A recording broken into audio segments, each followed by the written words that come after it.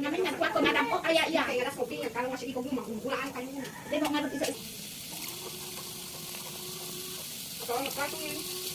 Okay, so magluto naman tayo ng sinigang using kamyas at kamates para sa pampaasim. So tara guys, magluluto na tayo.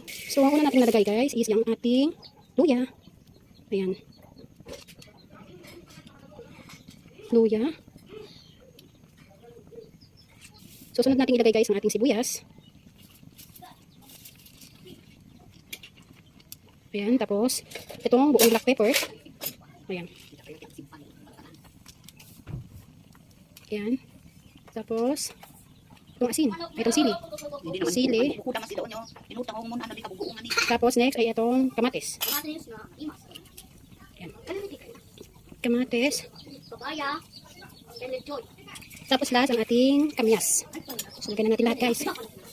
Actually meron na rin akong tangkay ng malunggay dyan na nilagay at saka ang ating gabi.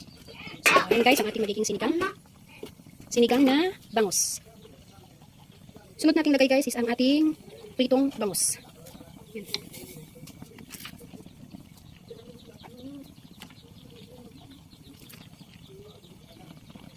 Yan. Habang nakulo siya guys, lagyan natin ng konting durog na paminta. Yan guys, ito na ang ating sinigang na bangus. Okay, luto na po ang ating sinigang sa kamyas.